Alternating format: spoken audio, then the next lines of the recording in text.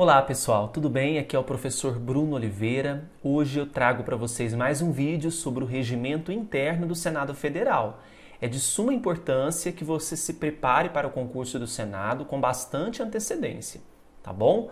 Hoje nós vamos falar sobre os artigos 412 e 413 do regimento e vai tratar sobre os princípios gerais do processo legislativo. Tudo que deve ser observado para a confecção de uma norma legal. Então, muito importante esses princípios, eles são muito cobrados em prova, então precisamos ter bastante atenção. Eu quero também convidar vocês, o curso já está completo, é o curso de 100 questões comentadas inéditas sobre o regimento interno do Senado. É só passar no site eleitoralcombruno.com.br, tá bom? Vamos então aos princípios. Primeiro princípio: a participação plena e também igualitária dos senadores em todas as atividades legislativas, respeitadas os limites regimentais. Então, o regimento interno, ele regulamenta ali os atos da Casa Legislativa Senado, né?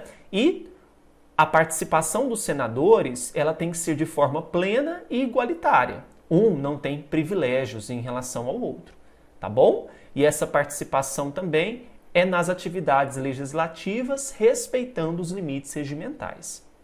Segundo princípio: a modificação da norma regimental apenas por uma norma legislativa competente, cumpridos rigorosamente os procedimentos regimentais. Se vai alterar a norma regimental, que siga os preceitos, os procedimentos regimentais para tal. Eu não posso, por exemplo, um senador quer alterar um artigo do regimento. Ele pode fazer isso por conta própria? Ele vai lá, faz a alteração? Não. É preciso seguir orientações regimentais para a modificação. Impossibilidade de prevalência sobre norma regimental de acordo de lideranças ou decisão de plenário, exceto quando tomada por unanimidade mediante voto nominal, resguardado o quórum mínimo de 3/5 dos votos dos membros da Casa. Então, olha, a regra é que um acordo de liderança ou decisão de plenário não se sobressai frente ao regimento. Só que tem a exceção, exceto quando tomada por unanimidade mediante voto nominal e tem que resguardar o quórum mínimo de 3/5 dos votos dos membros da Casa. Tá bom? Quarto princípio: a nulidade de qualquer decisão que contrariar a norma regimental. Aqui é tranquilo, né? Se existe o regimento, ele precisa ser seguido. Se algo vai contra o regimento, estamos diante de uma nulidade. Quinto: prevalência de norma especial sobre a geral. Então é aquele princípio da especialidade. O que diz o princípio da especialidade? Na existência de uma norma especial, ela se sobressai frente a uma norma geral, tá? Sexto: decisão dos casos omissos de acordo com analogia e os princípios gerais de direito. Esse sexto cai muito em prova. Quando tivermos um caso omisso, como que nós vamos decidi-lo? Utilizando-se da analogia, casos semelhantes, aplicações semelhantes e os princípios gerais do direito. Preservação dos direitos das minorias, tá? Então nós temos que preservar os direitos das minorias. Oitavo: definição normativa a ser observada pela mesa em questão de ordem decidida pela presidência. Então, definição normativa a ser observada pela mesa do Senado Federal em questão de ordem decidida pela presidência. Decisão colegiada, ressalvadas as competências específicas estabelecidas neste regimento. Busca-se que as decisões sejam tomadas coletivamente, de forma colegiada, só que vai ter exceções que estão previstas no regimento. 10. Impossibilidade de tomada de decisões sem observar quórum regimental.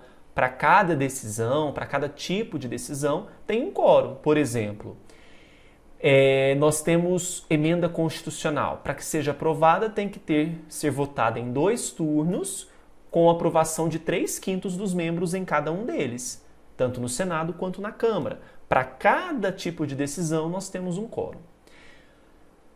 Pauta de decisões feita com antecedência, tal que possibilite a todos os senadores o seu devido conhecimento.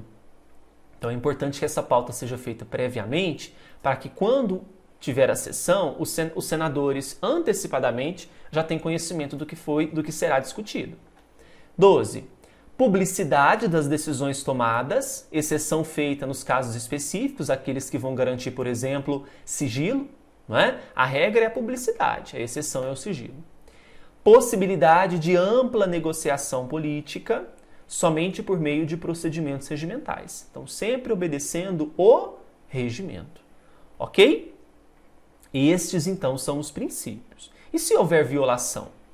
A transgressão a esses princípios pode ser denunciada mediante questão de ordem nos termos do artigo 404. O que diz o artigo 404? Lembrando que a questão de ordem é para rebater algo que contraria o regimento.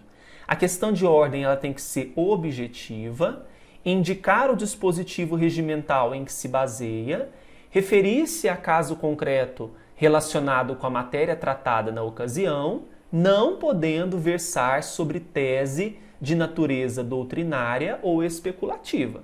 Então, sempre a questão de ordem sendo objetiva. Ok? Levantada essa questão de ordem, a presidência determinará a apuração imediata da denúncia, verificando os fatos pertinentes mediante consulta aos registros da casa, notas taquigráficas, fitas magnéticas ou outros meios cabíveis. Tá bom? Estes, então, são os princípios gerais do processo legislativo. Gostaram?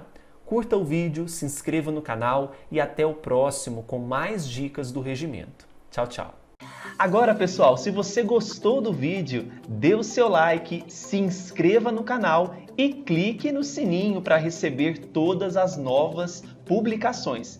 Além disso, no nosso canal do YouTube nós temos várias playlists com leis comentadas, questões comentadas, feitas com muito carinho para você.